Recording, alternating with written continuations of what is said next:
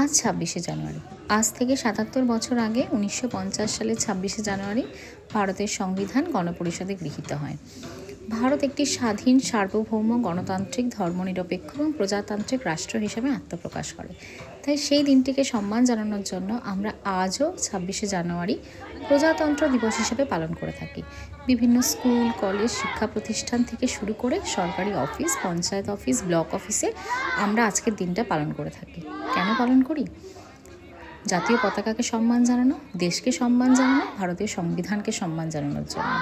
আর স্কুলগুলোতে পালন করা হয় যাতে ছাত্রছাত্রীদের মধ্যে দেশাত্মবোধ গড়ে ওঠে, সংবিধানের প্রতি মূল্যবোধ গড়ে ওঠে। তো আজকে ছিল ২৬শে জানুয়ারি। শাড়ি তো পরতেই হবে। সকাল সকাল শাড়ি পরে রেডি হয়ে ভাইয়ের সঙ্গে বেরিয়ে পড়েছিলাম স্কুলের উদ্দেশ্যে। স্কুলে গিয়ে দেখি খুব অল্প সংখ্যক ছাত্রছাত্রী এসেছে। যেহেতু সরস্বতী পুজো মাঝে গেছে, সুতরাং ওদেরও আসার প্রতি সেই রকমই অবস্থা তৈরি হয়েছে। তো তারপরে অনুষ্ঠান শুরু হলো। পতাকা উত্তোলন করলেন আমাদের প্রাক্তন প্রধান শিক্ষক মহাশয়। তারপর একে একে ছাত্রছাত্রীরা পুষ্পার্ঘ্য নিবেদন এবং জাতীয় পতাকাকে সম্মান জানালো। তারপর আমাদের প্রার্থনা সঙ্গীত হলো, জাতীয় সঙ্গীত হলো, দিয়ে অনুষ্ঠান শেষ হলো। এবারে অনুষ্ঠানে অতটা চাকচিক্য নেই, খুব সাধারণভাবে পালন হলো।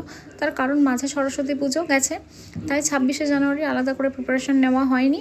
তাই নাচ গানের সেরকম কোনো সাংস্কৃতিক অনুষ্ঠান আজকে হয়নি, কিন্তু তার মধ্যেও পালন করতে হবে। এবং সকল ছাত্রছাত্রীরা মিলে এই যে আমরা জাতীয় সঙ্গীত গাইছি, তারপর ফেরার পালা। ও মাঝে লজেন্স বিস্কুটও দেওয়া হয়েছিল ছাত্রছাত্রীদেরকে, যেটা না হলে প্রজাতন্ত্র দিবস সম্পূর্ণ হয় না। তো তারপরে ফিরে আসার পালা, এরপর সারাটা দিন ছুটি। আর আজকের এই ভিডিওটা তোমাদের কেমন লাগলো তোমরা জানিও। ভিডিওটা ভালো লাগলে অবশ্যই লাইক করে দেবে। টাটা সকলকে। আজকের ভিডিও এই পর্যন্তই।